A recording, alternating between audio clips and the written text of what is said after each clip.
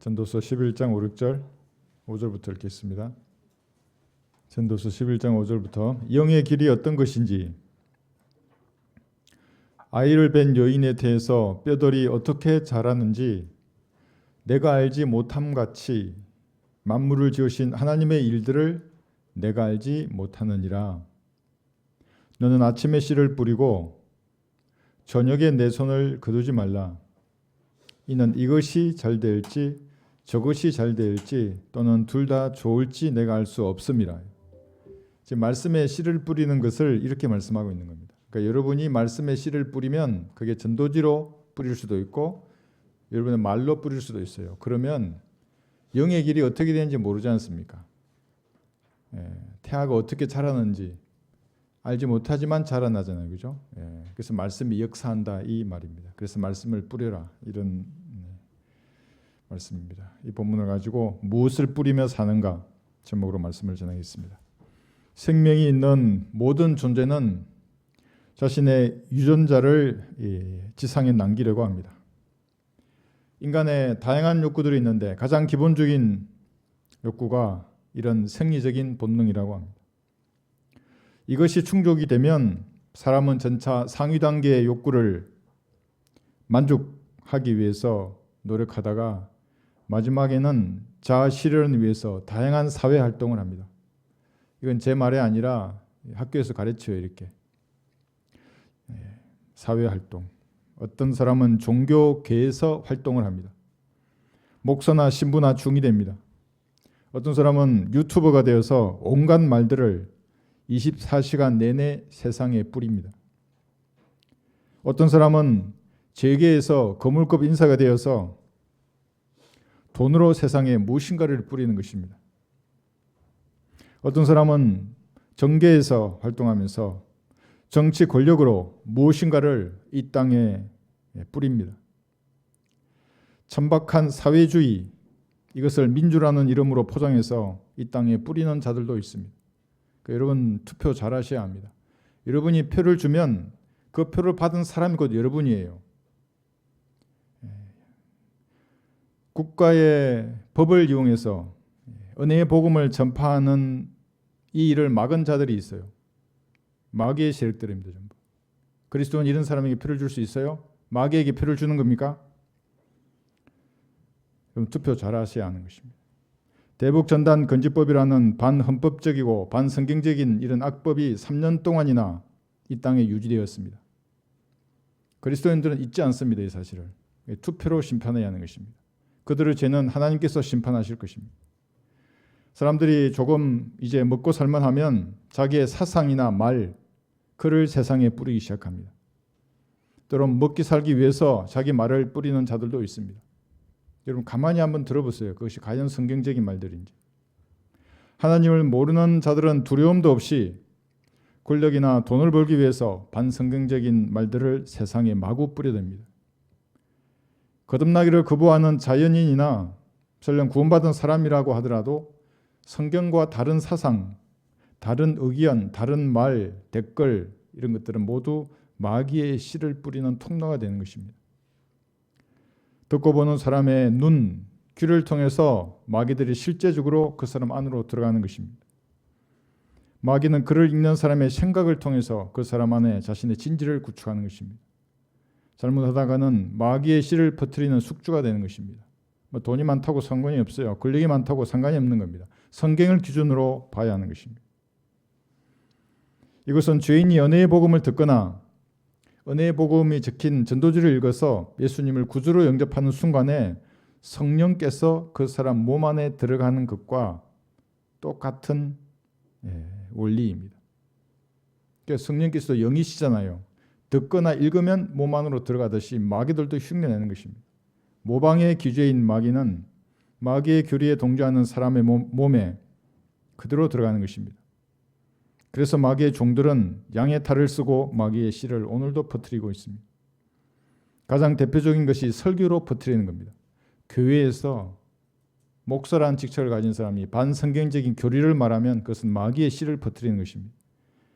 설법도 마찬가지입니다. 각종 강론이나 강의, 유튜브를 통해서 마귀의 사상을 마귀의 교리를 하나님의 이름으로 뿌리고 있습니다. 이들이 말한 그 말의 씨들은 대단한 번식력과 생존력을 가지고 있습니다. 생명체 중에서 가장 빠른 번식력을 가진 것은 바퀴벌레입니다. 셀 수도 없습니다. 바퀴벌레는. 마귀의 교리는 지금도 바퀴벌레들처럼 퍼져나가는 것입니다. 바퀴벌레 여러분 불이 켜지면 도망가잖아요. 그죠? 바른 말씀을 딱 대면 도망가게 돼 있어요. 바퀴벌레들. 두 번째 번식력을 자랑하는 것은 초파리입니다. 초파리 아시죠? 예. 초파리는 10일 동안 살아가는 동안에 500개의 알을 낳습니다. 10일 동안 500개. 마귀의 교리는 지금도 이 초파리 알처럼 퍼져나가고 있는 겁니다. 먹을 것만 있으면 알을 낳는 초파리와 똑같습니다. 세 번째 번식력을 자랑하는 것은 모기인데 모기는 300개의 알을 낳습니다. 숟가락만한 물기만 있어도 거기에 자기 알을 낳는 겁니다. 마귀의 교리는 모기 알처럼 생존력도 강하고 번식력이 아주 빠릅니다. 흑암의 세력들은 오늘도 교회나 성당, 절간에서 마귀의 교리를 퍼뜨리고 있습니다. 각종 유튜브와 텔레비전, 책들을出版해서 온 세상을 마귀의 교리를 뿌리고 있는 것입니다. 여기 디모데후서 2장 17절 한번 보십시오. 디모데후서 2장 17절 보시면 이 간단한 한 문장이 밝은 빛이 되어서 이 나라 교계를 비추면은 90% 이상이 전부 나가 떨어지게 돼 있어요. 왜냐하면 후천년 무천년주의 교회들은 전부 마귀의 교리예요. 그것이. 디모데후서 2장 여기 17, 18절.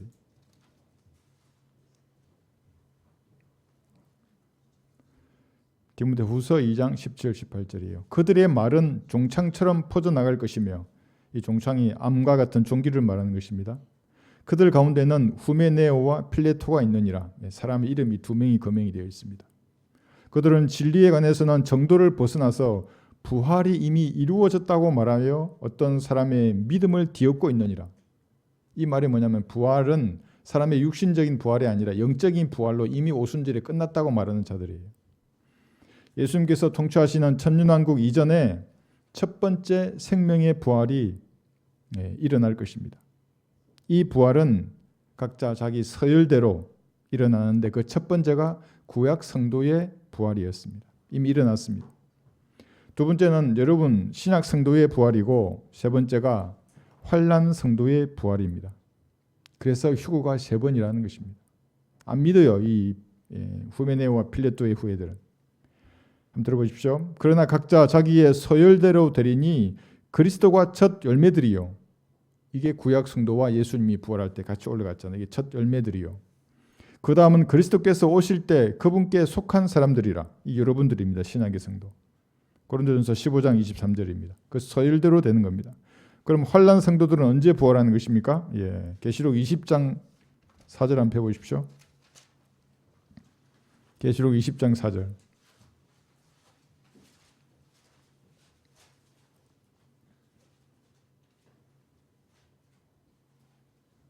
부활을 믿지 않기 때문에 사람들이 주님께서 구체적으로 성경에 기록해 두셨어요. 계시록 20장 4, 5절에 보시면 환난 성도의 부활과 휴거를 기록하고 있습니다. 계시록 20장 4, 5절. 휴거가 일어난 다음에 이 땅에 남아서 끝까지 자기의 믿음을 행위로 지키는 사람들의 휴거입니다. 또 내가 보좌들을 보니 그들이 그 위에 앉았는데 심판이 그들에게 주어졌더라. 또 예수에 대한 증거와 하나님의 말씀으로 인하여 목배임을 당한 사람들의 혼들도 보았는데 그들은 그 짐승에게나 그 형상에게 경배하지 아니하였을 뿐만 아니라 그의 표를 그의 이마 위에나 손에도 받지 아니하였더라. 그러므로 그들은 살아서 그리스도와 함께 천년을 통치하더라. 그러나 죽은 자들 가운데서 그 나머지는 천년이 끝날 때까지 다시 살지 못하리라. 이것이 첫 번째 부활이라요. 생명의 부활과 휴거는 이렇게 세 번으로 나누어서 서열대로 일어날 것입니다. 만약 이런 교리를 거부하는 사람은 그건 그리스도인이 아니에요. 미혹된 사람들입니다. 그런데도 이 나라 교계는 휴거가 아예 없다고 말하는 사람 제가 들었어요. 장로래요. 휴거를 말하니까 화를 내더라고요. 아니 하나님 데려가실 때 왜 당신이 화를 내냐고. 그렇게 안 배웠으니까 그래요. 교회에서 그렇게. 두 번이라고 하는 사람도 있습니다. 휴거가 두 번이라고 말하면 교회가 대환란을 통과한다는 마귀의 교리에 또 빠지게 되는 겁니다. 세 번이에요, 휴거는. 어떤 사람은 휴거가 한 번이면 어떻고 두 번이면 어떻고 세 번이면 어떠냐, 잘 믿으면 되지, 이렇게 말하는 사람도 있습니다. 틀렸습니다.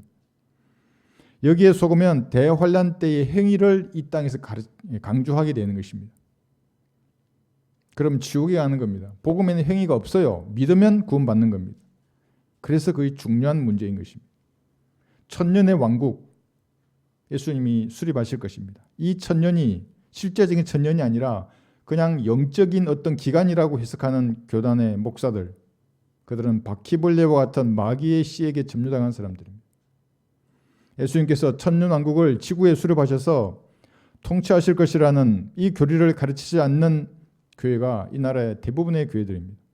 모두가 마귀가 뿌린 씨에게 당한 사람들입니다. 이건 교회가 크면 클수록 그래요. 사람이 많으면 많을수록 여기 다 속아 있다고. 이것이.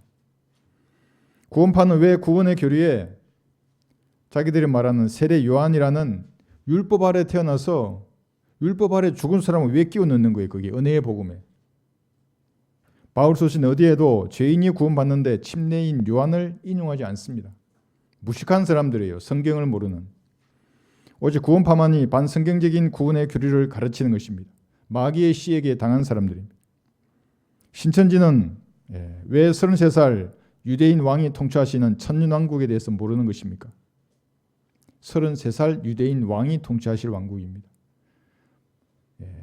94살의 할아버지가 통치하지 않습니다. 천년왕국은. 33살 유대인 왕께서 지구로 다시 오시면 모든 반성경적인 마귀의 씨를 쳐부수고 불태우셔서 친히 자신의 왕국을 건설하실 것이 구약 성경의 80%나 된다고요. 이걸 다 영적으로 푸는 사람들이 전부 다. 그 왕국이 건설되기 전에 세 번의 부활이 일어날 것입니다. 한 번은 이미 이루어졌고 두 번의 부활과 휴거는 가까운 미래에 일어날 것입니다. 그런데 칼빈주의, 알미니안주의, 로마 카톨릭 이런 신학교들에서는 왜 천년왕국을 모르는 것입니까? 마귀의 씨에게 당했기 때문에 그렇습니다. 초파리 같은 마귀의 씨에게 당했든지 모기 씨에게 당했든지 영적으로는 맛이 간 사람들입니다. 그래서 입만 벌리면 더러운 영이 나오는 겁니다. 하나님의 이름으로 포장해서. 지상에 예수님께서 직접 통치하시는 정치적인 그 왕국, 천년왕국을 부인하는 사람은 현대판 여기 후메네오와 필리토의 후예들입니다. 마귀의 세력들입니다. 우주에서 씨를 뿌리는데 가장 열성적인 존재가 있습니다. 이 자는 바퀴벌레보다 빠르고 초파리나 모기보다도 더 많은 씨를 뿌리려고 집요하게 활동하는 자입니다. 지금도 이 땅을 두루 돌아다니는 존재입니다. 마귀라고도 하고 사탄이라고도 하는 옛뱀, 곧 온 세상을 자신이 뿌린 교리의 씨로 미혹하는 루시퍼라고도 합니다. 이 자는 사람과 사자, 황소와 독수리의 얼굴, 네 가지 얼굴을 가진 기름 부음을 받았던 그룹이었습니다. 사탄은 어느 날 사람의 얼굴과 인격을 가진 존재로 에덴 동산에 나타나서 여자에게 자신의 씨를 뿌렸습니다. 한번 들어보십시오. 내가 하나님의 동산 에덴에 있어. 에스겔 28장 13절입니다. 여기 사탄이 에덴 동산에 있었다고요. 하나님의 동산에서 큰 가지들 사이에 있는 아름다운 레바논의 백항목이라고 에스겔 31장에서 말하고 있습니다. 그게 있었어요. 마귀는 먼저 여자에게 접근할 때에 하나님의 말씀에 의문을 제기했던 겁니다. 참으로 하나님이 그렇게 말씀하시더냐. 여러분이 성경을 들고 있을 때도 이 성경은 하나님의 말씀이라 그러면 참으로 그게 하나님의 말씀이냐. 누군가가 번역했다던데 뭐 오류가 있을 수 있지 않겠어? 뭐 원천 언어에서 수용 언어로 번역된데 어떻게 100% 일치하겠어? 믿음이 필요한 거예요. 말씀에는. 마귀의 의문은 지금도 계속되고 있습니다. 그 다음에 이브에 허영을 띄워주는 겁니다. 부흥 띄워주는 겁니다. 자기 말로 이브의 마음에 씨를 뿌린 것입니다. 주께서 하신 말씀에 단어를 살짝 빼고 단어를 첨가하고 대체함으로써 이브의 마음을 사로잡았던 것입니다.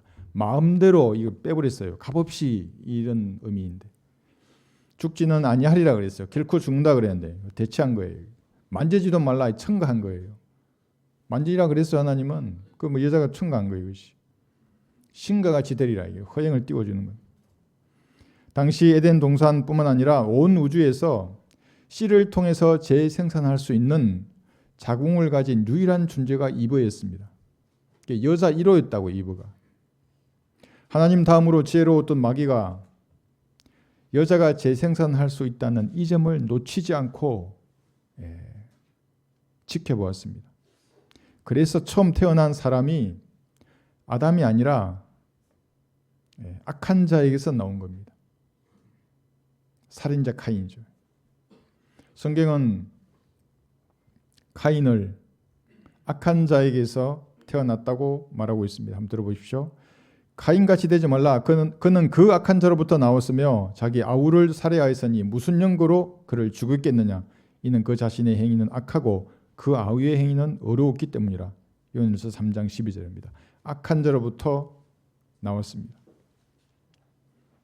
그 뒤로 창세기 6장에서는 타락한 천사들이 지상으로 내려와서 인간의 육체를 입고 자신의 씨를 또 뿌렸습니다.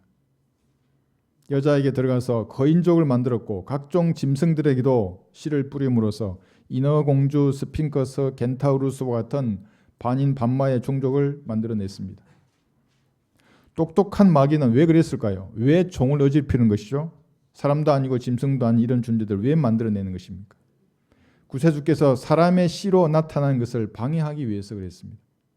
한번 여러분 생각해 보십시오. 예수님께서 겐타우루스로 밑은 말이에요. 다리가 4개 달린 배꼽 붙은 사람이고 이런 모습을 어떻게 오실 수 있겠습니까? 스핑크스 이런 거 있잖아요. 막 반은 사람이고 짐승이고 메두사 이런 모습으로 창조주가 나타났다면 얼마나 우습게 끓이가 됐을까요? 마귀는 이것을 알았기 때문에 종을 혼잡시켰던 것입니다. 하나님께서는 노아의 홍수를 통해서 종이 혼합된 종족을 모두 수장해 버렸는데도 불구하고 이후에도 타락한 천사들은 33살 남자의 모습으로 계속해서 지상에 내려왔습니다. 어떻게 영적인 존재가 육신을 가진 사람의 씨로 태어날 수 있는가? 이렇게 질문할 수 있습니다. 아니 그들은 영적 존재인데 어떻게 사람처럼 육신을 가지는가?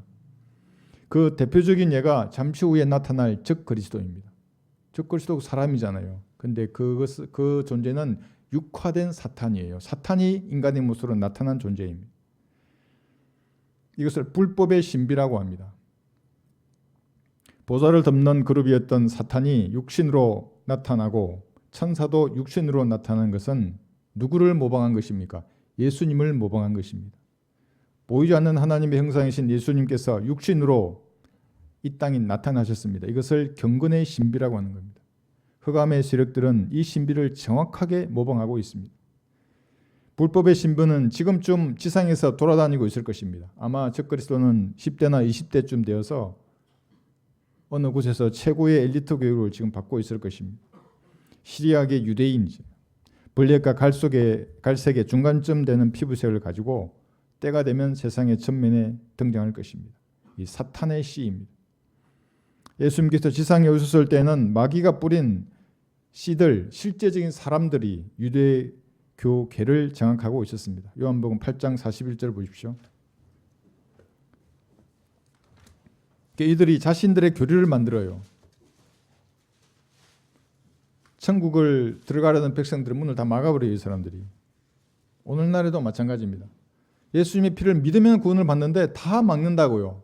가짜들이 등장해가지고 자기들의 씨를 뿌려놔요. 여기서. 요한복음 8장 41절 너희는 너희 아비의 일들을 행하는도다 라고 하시더라. 그때 그들이 주께 말하기를 우리는 음행을 통하여 나지 아니하였으며 우리에게는 한 분 아버지가 계시니 곧 하나님이라 하시니. 이 무슨 말이에요? 마귀의 씨들이 지금 창조주가 앞에 계신데 뭐라 그러는 겁니다. 너는 사생아야 이렇게 말하고 있는 겁니다. 그리고 종교 지도자들이 섬기는 그 하나님, 내가 참 하나님을 섬기고 있다 이렇게 말하고 있습니다. 이들을 섬기는 하나님 누구였습니까? 이 세상 신인 마귀입니다. 마귀의 뿌린 씨들은 항상 이렇게 하나님의 이름을 전면에 내세우는 겁니다. 여기 44절 보시면 너희는 너희 아비에게서 나와서 너희 아비의 성욕을 행하고자 하는도다. 그는 처음부터 살인자였으며 그래서 여기 살인자 카인이 나오는 겁니다. 진리 가운데 가지 아니하였으니 이는 자기 안에 진리가 없음이라. 그가 거짓말을 할 때에는 자신에게서 우러나와 한 것이니 이는 그가 거짓말쟁이요 또 거짓말의 아비이기 때문이라. 그래서 사람들이 속는 겁니다. 마귀의 씨들을 뿌려놓으면 다 속아요. 이게. 대환란 때에는 마귀가 뿌린 실제적인 씨들이 지구 전체를 장악해서 하나님의 이름으로 인류의 70% 이상을 죽일 것입니다. 어떤 목사가 대한민국의 미래라는 제목으로 강의를 하더라고요. 실시간 시청자가 4,000명이 넘어요. 얼마나 많은 사람이 그걸 보겠어요. 제사장 왕국이래요, 우리나라를. 자, 말이 돼요, 이게? 신약 시대인데 어떻게 대한민국이 제사장의 나라가 되는 겁니까? 아파트 공화국에 사는 대한민국은 대환란 때에 돌 위에 돌 하나도 남지 않고 무너질 것입니다. 모든 대도시도 마찬가지입니다. 성경은 결코 긍정을 말하지 않아요. 도시에 대해서 특히. 바른 성경과 성경적 교리를 저버린 모든 민족은 대환란 때 하나님의 진노의 잔을 받을 것입니다. 대환란 때는 셋째 하늘에 있는 천사도 타락해서 3분의 1이나 다시 창세기 6장처럼 지구로 내려올 것입니다. 하늘의 별 3분의 1을 끌어다가 땅에 던지더라요. 이 별이에요, 이게. 팽팽교도들이 말하는 구슬도 아니고 이 별은 동방의 현자들을 인도에 냈던 33살 남자 천사입니다. 이것이 지구로 내려오는 거예요. 이런 씨들, 육체를 입은 타락한 천사들, 구릉에서 올라온 괴물들, 노아의 홍수 이후에 씨들을 혼잡시킨 각종 변종들, 지구를 대혼란의 도가니로 만들 것입니다. 지금도 그들은 막장 드라마 말하잖아요. 진짜 막장 드라마는 대환란이에요. 그 누가 봐요? 여러분이 셋째 하늘에서 볼 겁니다. 지금 보지 마세요. 그런 이상한 막장 드라마. 셋째 하늘에서 지구가 어떻게 될 것인지 볼 거예요, 여러분들은. 이것을 밤이라고 하는 겁니다. 그런 밤이 오기 전에 마귀의 세력에 대항해서 말씀의 씨를 뿌려 하는 것입니다. 얼마나 그들은 열심히 뿌립니까? 말씀에 자기 말씀의 씨들을. 여러분들은 하나님의 말씀의 씨를 뿌려야 하는 것입니다. 대환란이 가까이 올수록 복음을 전하지 못할 때가 올 수도 있습니다. 그때가 오기 전에 할 수 있는 지금 말씀의 씨를 뿌려야 하는 것입니다. 다시 본문을 한번 보십시오.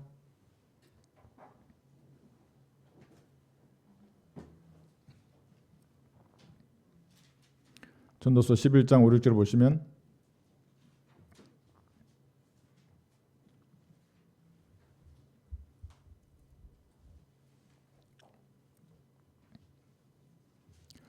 전도서 11장 5, 6절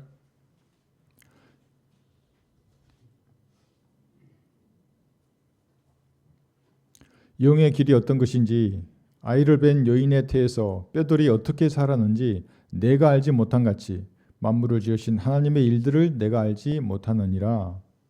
너는 아침에 씨를 뿌리고 저녁에 내 손을 거두지 말라. 이는 이것이 잘 될지 저것이 잘 될지 또는 둘 다 좋을지 내가 알 수 없음이라 했습니다. 영의 길이 어떻게 열려서 여러분이 뿌린 말씀의 씨가 필요한 사람에게 전달될지 아무도 알 수 없습니다. 어떤 씨앗은 사람의 손길을 통해서 필요한 사람에게 전달될 것입니다. 어떤 씨앗은 남풍을 타고 원하는 사람에게 전달될 것입니다. 어떤 씨앗은 핸드폰의 그 링크 하나를 통해서 죄인에게 전달되는 것입니다. 누가 기도하다가 생각나면 끝나면 그 다음에 링크 걸어주세요. 그리스도교나 우리 전도지들. 여러분이 뿌린 생명의 씨앗은 주께서 보시기 합당한 사람에게 효과적으로 역사할 것입니다. 그러면 성령께서 그 말씀으로 그 사람을 다루실 것입니다. 그가 예수님의 피로 구원을 받든지 아니면 백보자 심판에서 영원한 정죄의 확실한 증거가 될 것입니다. 한번 봤잖아요, 전도지를. 거부했어요. 확실한 증거입니다. 어떤 사람은 말씀에 경청은 하지만 버릴 것입니다. 어떤 사람은 처음부터 무시하고 외면할 것입니다. 어떤 사람은 말씀을 듣고 구원은 받지만 그 다음에 순종하지 않을 것입니다. 그러나 어떤 사람은 30배, 60배, 100배의 열매를 통해서 주님께 영광을 돌릴 것입니다. 여러분이 뿌린 말씀이 이렇게 역사하는 것입니다. 여러분들은 흑암의 세력이 뿌리는 그들의 씨에 대항해서 생명의 씨를 뿌려야 하는 것입니다. 말씀을 세상에 던져야 합니다. 여기 1절 한번 보십시오. 그 뿌린다는 것은 말씀을 던지는 겁니다. 세상에. 1절 보시면 너는 내 빵을 물 위에 던지라. 이는 여러 날 후에 내가 그것을 찾을 것입니다. 이게 빵이 뭐냐면 올바로 나누어 공부한 교리 위에 서 있는 이 날섬 금 같은 하나님의 말씀을 말하는 겁니다. 마귀의 누룩이 뒤섞이고 영어나 헬라어의 곰팡이가 덕지덕지 핀 그런 빵이 아니에요. 그건 썩은 빵입니다. 그것은. 이런 빵일수록 외형은 항상 먹음직스럽습니다. 이 빵을 파는 사람들은 전부 뱀처럼 혀가 꼬여 있어요. 그래서 영어를 뭐라 그러고 헬라어를 계속 내고 있고 자기도 잘 모르면서. 험정력, 제가 보기에는 세상의 영어로 가득 찬 흠 있는 성경이에요. 표킹은 표난다고요. 영어식 표현을 그대로 담아놨어요. 성경이. 근본킹은 근본이 없어요. 최종 권위가 뭔지를 모른다고 그 사람들. 개혁성경은 말씀이 삭제되어 있지 않습니까? 이런 빵을 먹으면 먹을수록 사람을 영적으로 약하고 병들게 만들 것입니다. 생명의 씨를 뿌릴 수 없어요. 그 사람들은. 상한 빵을 뿌리기 위한 수고와 노력은 전혀 기억되지 않을 것입니다. 예레미야 여기 12장 한번 보십시오. 이 땅에서 얼마나 많은 교회들이 복음을 전한다 그래요. 근데 그들의 전도지를 보면 전혀 은혜의 복음이 아니에요. 이건 그냥 잘 먹고 잘 사자 이 말이에요. 행복하고 평안하고 복받고 뭐 그런 말들이에요. 아무리 뿌려도 그들의 땀은 기억되지 않을 것입니다. 예레미야 12장 13절.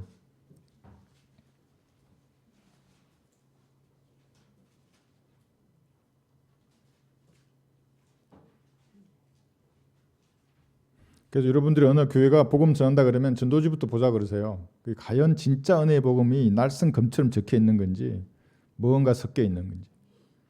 예레미야 12장 13절 보시면 그들이 밀을 심었으나 가시를 거둘 것이요 스스로 노력하나 소득이 없을 것이라. 그들은 주의 맹렬한 분노로 인하여 너희 소산으로 수치를 당하리라. 콩을 심으면 콩이 나와야 되지 않습니까? 근데 팥이 나오는 겁니다. 밀을 심었으면 밀이 나오는 것이 추수의 법칙인데 땀 흘려 노력했으면 풍성한 소산을 얻는 것이 추수의 법칙인데 예외가 있습니다. 성경대로 노력해야 하는 것입니다.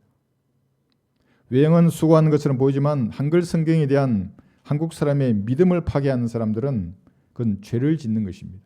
그래서 성경은 악인의 정규지는 죄라고 말씀하는 겁니다. 올바른 나누지 않고 은혜의 복음과 천국 복음을 섞어서 복음 전한다는 사람들도 마찬가지예요. 이건 죄를 짓는 겁니다. 그 사람들이 그런 어설픈 영적 기도문으로 자기가 기도하고 나서 구원받았다고 착각한단 말입니다. 그러니까 여러분들이 그런 사람 바로 잡아줘야 돼요. 진짜 네가 구원받았냐고, 확실히 믿었냐고, 이론을 말하지 말고 지금 어디로 가는 거냐고, 네가 마귀와 하나님 앞에 말할 수 있냐고, 네가 어떻게 구원받았는지. 속지 말라. 하나님은 우롱당하지 아니하시느니라. 이는 사람이 무엇을 심든지 그대로 그들 것임이라. 갈라디아서 6장 7절의 말씀입니다.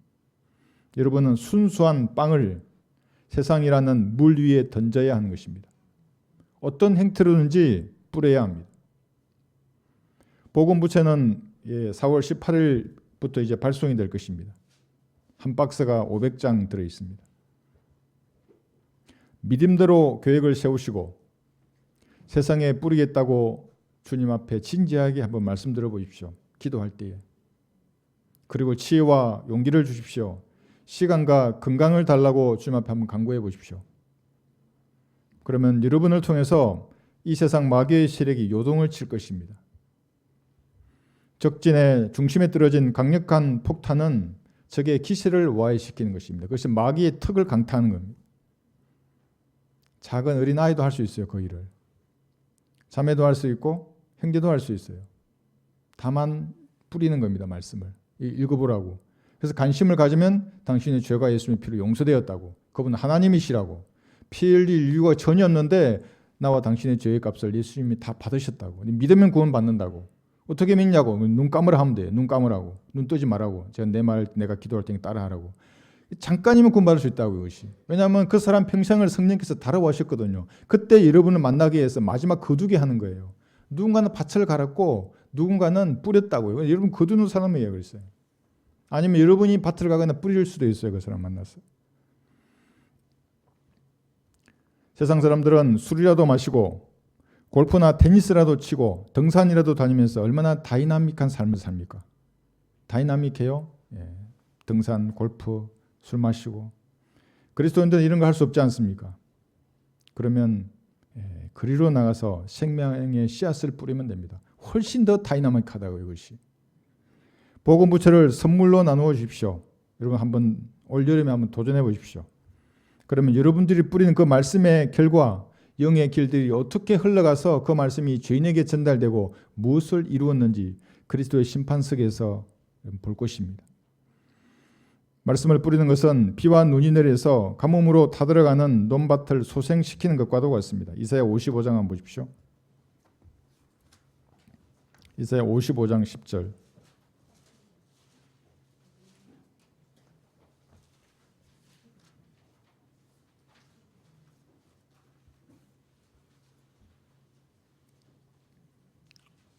이사야 55장 11절, 10절 11절.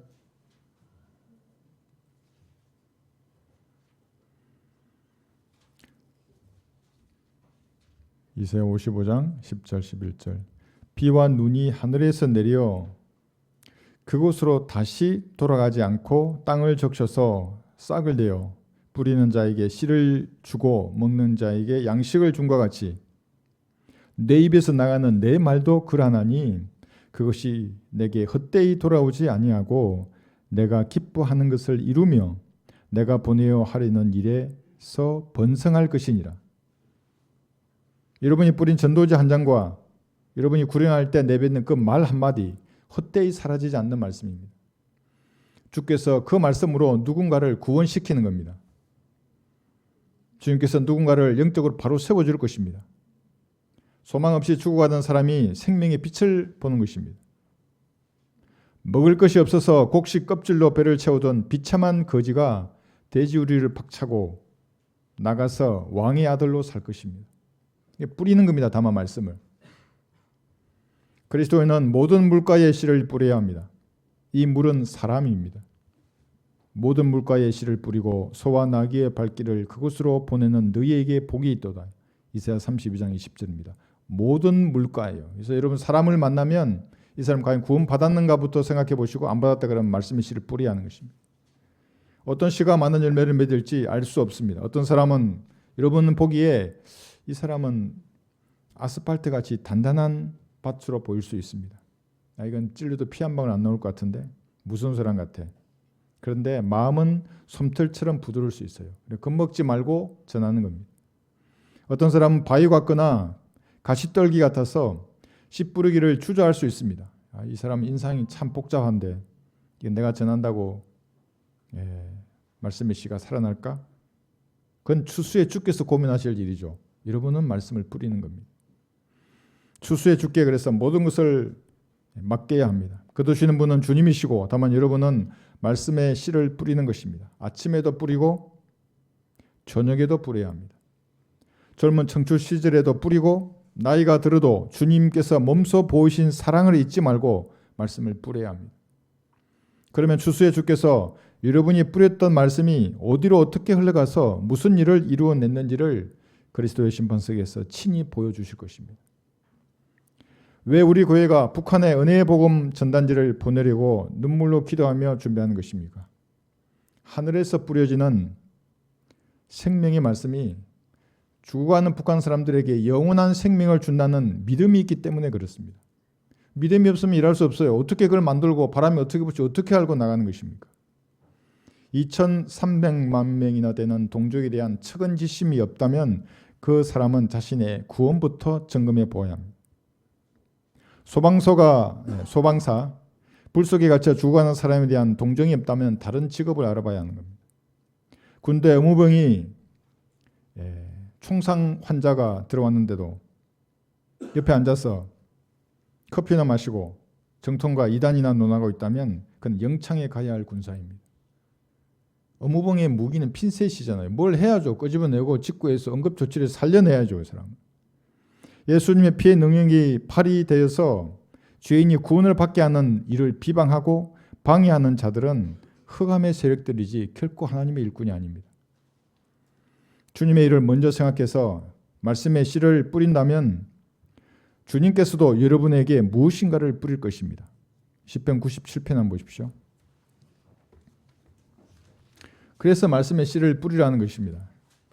여러분이 뿌리면 주님께서 여러분에게 무엇을 뿌리세요. 시편 97편 11절 보시면 근데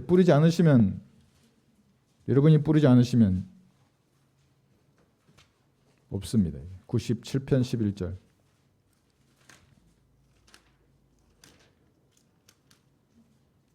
시편 97편 11절.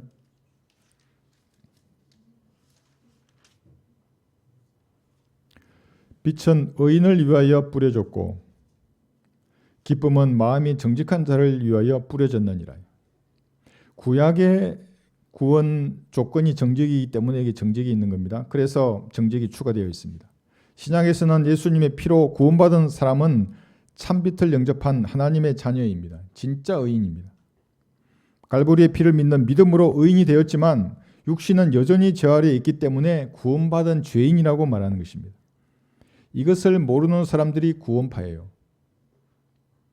비성경적인 각종 제도화된 교회들입니다. 참 빛이신 예수님을 구주로 영접하기를 거부하면서도 기독교라는 종교를 가진 사람에게는 그 빛이 번개가 되어서 돌아올 것입니다. 번개. 들어보십시오. 진리를 믿지 않고 불의를 좋아하는 모든 자로 심판을 받게 하려 하심이라. 번개가 되는 겁니다. 그 사람에게. 생명의 씨앗을 뿌릴 때에 주께서는 여러분에게 빛을 뿌리십니다. 여러분 전도제 나눠주잖아요. 복음부시가 아무것도 아닌 게 아니에요. 뿌리면 주님께서도 여러분에게 빛을 뿌리시는 겁니다. 마음속 흑암의 세력이 사라지고 빛으로 가득 채워주실 것입니다. 인생의 길을 주께서 빛으로 인도하실 것입니다. 다만 기도하고 나가세요. 뿌리기 전에 주님 앞에 어린아이처럼 주님 제게 지혜와 용기를 주시고 합당한 사람을 만나게 해주십시오. 주님의 도구로 쓰임받을 수 있도록 역사해 주십시오. 이거 10초도 안 걸려요. 진지하게 기도하고 나가는 것입니다. 우울한 성도가 있습니까? 삶이 외로우십니까? 무엇을 해야 할지 확신이 들지 않는 것입니까? 부채와 책가피를 들고 공원이나 거리로 나가서 잃어버린 죄인을 찾아보십시오. 한번. 다이나믹한 삶이 뭔지를 알게 되고 우울증이 그냥 다 도망가고 없어져요. 그런 것은. 그러면 주께서도 여러분에게 빛과 기쁨을 뿌리실 것입니다. 잠을 잘 때도 뿌리시고 길을 걸을 때나 기도할 때나 찬양으로 주님께 여러분의 마음을 드릴 때에 주께서는 여러분의 마음에 빛을 뿌리시는 겁니다. 사랑의 밝은 빛이에요. 이것이. 세상에 줄 수 없는 기쁨도 뿌리실 것입니다. 말씀을 뿌리는 것은 그래서 보상과 관련이 있습니다. 뿌려야 하는 겁니다. 잠언 13장 한번 보십시오.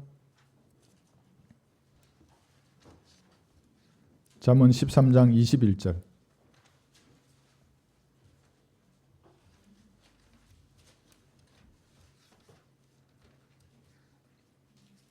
잠언 13장 21절.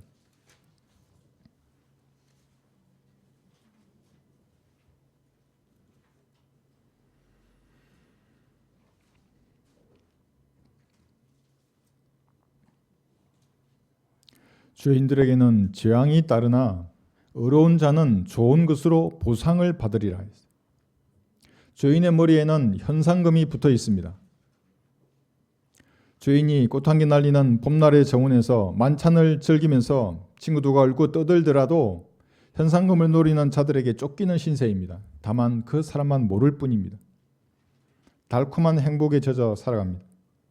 푸른 잔디 위를 걸어가면서 친구들과 골프를 치거나 좋다는 해외여행을 가고 전국의 명산을 아무리 오르내려도 죄인은 마귀에게 추격을 당하고 있습니다.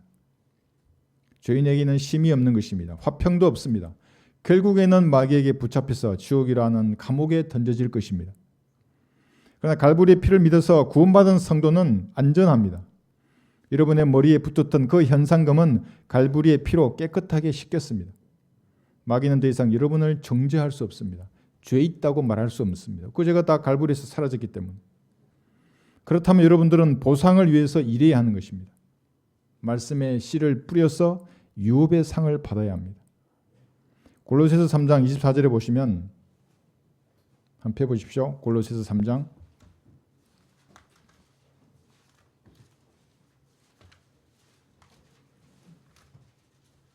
24절.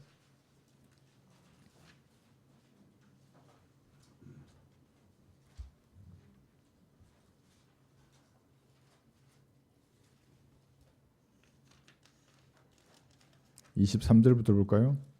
무슨 일을 하든지 마음을 다하여 주께 하듯 하고 사람에게 하듯 하지 말라. 이는 너희가 유업의 상을 주께로부터 받을 줄 알미니 너희가 주 그리스도를 섬기고 있습니다. 여기 유업의 상입니다. 말씀의 씨를 여러분들이 뿌리면 마귀가 두려워합니다. 셋째 하늘에서는 씨를 뿌리는 여러분의 농사 짓는 그 모습을 실시간으로 방송되고 있는 겁니다. 주의 명령에 순종하듯 그래서 뿌리는 것입니다. 마귀가 얼마나 두려워하겠어요. 여러분이 빛을 들고 나가는데 캄캄한 흑암에 라이트를 들고 이렇게 다니는 거잖아요. 이게. 셋째 하늘에서도 그대로 다 보고 있어요. 천사들도. 그래서 호혜를 보내는 겁니다. 여러분 구령할 때. 누구에게 전달될 때 읽을 때에. 주의 명령에 순종하듯 말씀의 씨를 뿌리는 것입니다. 이것이 가장 현명한 투자입니다. 잠언 11장을 다시 가보세요. 잠언 11장 24절에 보시면 여기 투자에 대해서 말하십니다. 투자. 잠언 11장 24절.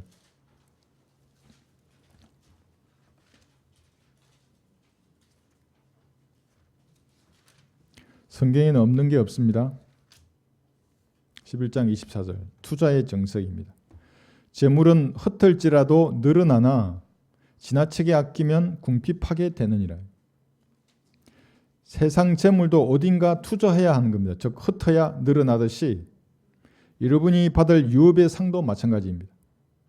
주님께 받은 건강이나 시간이나 물질이 있다면 성경대로 주님을 섬기는 것에 사용하는 것이 가장 현명한 투자입니다. 여러분 투자할 때 뭐 이렇게 밑에 적혀 있더라고요. 별표해 가지고 모든 투자의 책임은 전적으로 본인에게 있습니다. 여러분에게 있는 겁니다. 속지 말아요. 그랬어요. 누가 투자하려 그러면 성경으로 비춰보는 게 이것이 과연 성경적인가. 얘가 나누지도 않고 또 헛소리를 하고 있네. 저 무슨 코뿔소교회 같은 데 봐봐요. 거기서 그에게 뭘 주고 우리 여기 온 사람도 있었어요. 그걸 왜 주냐고. 그 코뿔소교회 보면 뭐 방언 세 시간씩 방언 기도하고 그런 마귀의 병참 지원을 해놓고 회개해야 할 죄예요. 그것은. 그죠? 예. 잠언 펴셨죠? 여기 24장 10절도 한번 보십시오. 잠언 24장 10절.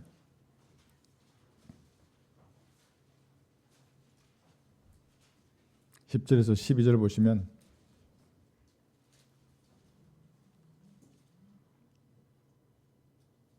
내가 역경의 날에 낙담하면 내 힘은 미약해지느니라. 그리스도인의 사랑하는 이 세상 살이는 역경의 날이에요. 그럼 어디서 행복? 물론 내 영적 화평은 내가 가지고 있죠. 셋째 하늘 본향에 가야만이 없어지는 겁니다. 이것은.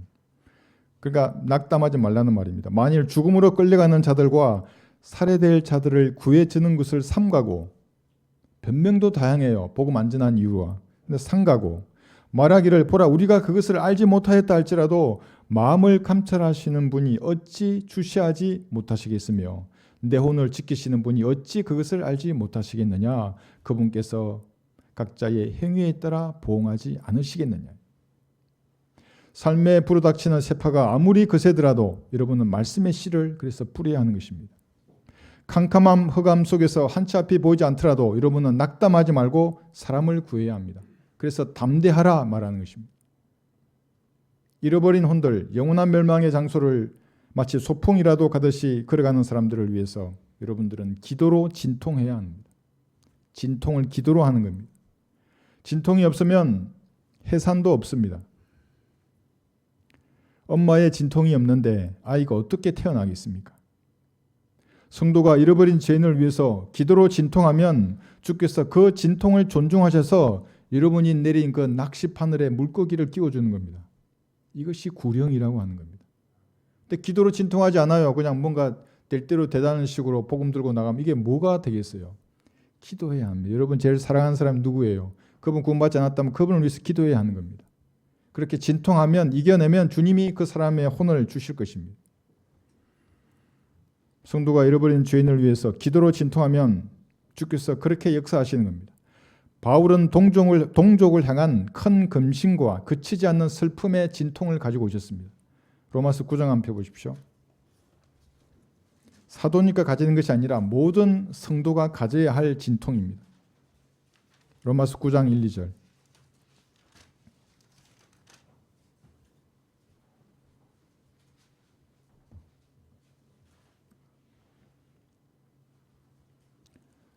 로마서 9장 1절하고 2절 보시면 내가 그리스도 안에서 진실을 말하고 거짓말을 하지 아니하노니 나의 양심도 성령 안에서 나에게 증거하는 것은 내 마음에 큰 금심과 그치지 않는 슬픔이 있다는 것이라. 이게 뭐냐면 자기 동족 유대인에 대한 연민과 사랑의 마음을 가슴 깊이 간직했어요. 그래서 그들이 구원받는 다음에 차라리 내가 저주받기를 바랐겠노라고 말할 정도로 바울은 자기 동족을 사랑했습니다. 죽어가는 사람에 대한 측은지심이 없다면 그 사람 안에는 참 빛이신 예수님이 없는 사람이에요. 가짜입니다. 그래서 구원받기 전에는 항상 이기적이던 사람이에요. 구원받으면 그때서야 이타적이 돼요. 그때서야. 욕심쟁이에서 뭔가 베풀 줄 아는 사람이 된다고요. 진짜 마음에서 우러나와서 베풀게 되어 있습니다. 생명의 씨를 뿌리던 바울은 뿐만 아니라 연약함, 심한 떨림과 두려움도 있었습니다. 이게 바울의 진통이었습니다. 한번 들어보십시오. 내가 너희와 함께 있을 때에 연약함과 두려움과 심한 떨림 가운데 있었노라. 고전 2장 3절인데 이것이 바울의 진통이에요. 이걸 이겨내야 여러분이 뿌리는 그 말씀의 씨앗의 능력이 드러나는 것입니다. 바울에게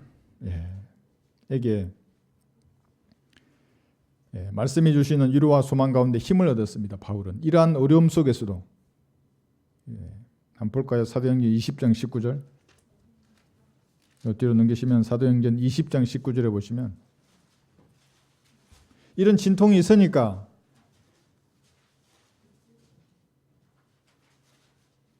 바울은 지금 여기 사도행전 20장 19절에서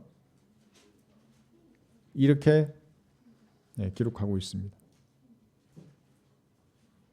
사도행전 20장 19절입니다. 나에게 가해진 유대인들의 계략으로 인하여 온갖 마음의 겸손과 많은 눈물과 시련으로 주를 섬겼노라. 이것이 바울의 진통이었습니다. 그래서 많은 사람을 말씀으로 낳았습니다.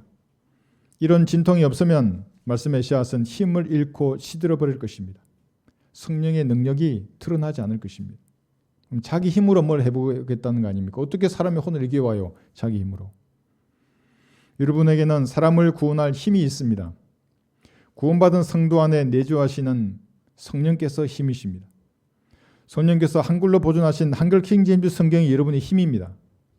또 여러분들은 구원할 메시지도 있습니다. 어떤 메시지인가요? 한번 들어보십시오. 너희가 모세의 율법으로는 어렵게 되지 못하였던 그 모든 일에 있어서도 믿는 자는 모두 그분을 통하여 어렵게 된다는 것이라. 사도행전 13장 39절은 여기 믿는 자지 않습니까? 근데 왜 거대한 교회 목사들은 회개하라 그러고 순종하라 그러고 뭐 표를 안 받아야 된다 그러고 계명을 지키라 그러고 그따위 헛소리를 하는 것입니까? 마귀의 씨에게 당했기 때문에 그랬습니다. 믿는 자는 그랬는데 어떻게 믿을 것인가? 그래서 복음 부처와 책갈피를 계속 제가 강조하는 것입니다. 잘 나타나 있습니다. 어떻게 믿는지. 이 어떻게를 빼버린다고요, 마귀들. 그냥 믿으라 그래요. 어떻게 믿는지는 구체적으로 말도 하지 못하는 사람들. 간단 명료합니다. 복잡하거나 어렵지 않습니다.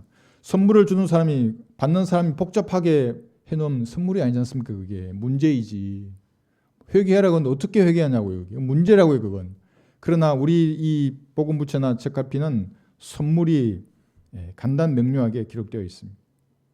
부처의 글과 그림을 여러분의 것으로 만들면 성령께서 씨를 뿌리는 그 순간에 무엇을 말할지 알게 하실 것입니다. 근데 그 말이 능력이 되는 겁니다. 말씀의 씨를 뿌리지 않는다면 혼을 지키시고 마음을 감찰하시는 예수님께서 엉뚱한 씨를 뿌린 것에 대해서 갚으실 것입니다. 그러므로 여러분들은 생이 단 그 순간까지 말씀의 씨를 뿌려야 합니다. 한번 찾아볼까요? 마지막으로 시편 126편 보시면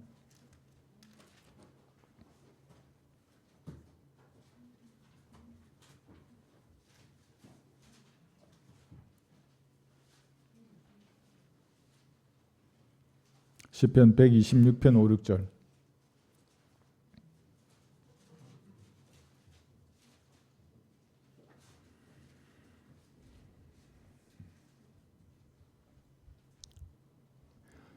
시편 126편 5, 6절 눈물로 씨를 뿌리는 자들은 기쁨으로 거두리로다. 귀한 씨를 가지고 나가서 우는 자는 정녕 기쁨으로 그의 단들을 가지고 돌아오리라. 잃어버린 혼들을 위해 기도로 진통을 이겨내야 합니다. 그리고 눈물로 씨를 뿌려야 합니다. 그러면 추수의 주께서 기쁨으로 단들을 돌려주실 것입니다. 세상 명예나 부귀와 말씀을 세상 명예나 부귀하고 말씀의 씨를 뿌려서 거둘 이 기쁨의 단은 결코 비교할 수 없는 것입니다. 여러분이 뿌린 말씀의 씨는 단순한 기쁨 이상의 것입니다. 그게 뭡니까? 자랑의 면류관으로 다 받을 것입니다. 한번 들어보십시오. 우리의 소망이나 기쁨이나 자랑의 면류관이 무엇이냐? 그가 오실 때 우리 주 예수 그리스도 앞에 있을 너희가 아니겠느냐? 그러니까 여러분이 뿌린 씨들로 구원받은 사람, 이 자랑의 면류관으로 다 받을 것입니다. 모두가 이 면류관을 소망하면서 말씀의 씨를 주께서 오시는 그날까지 뿌리시는 귀한 성도가 되시기를 바랍니다.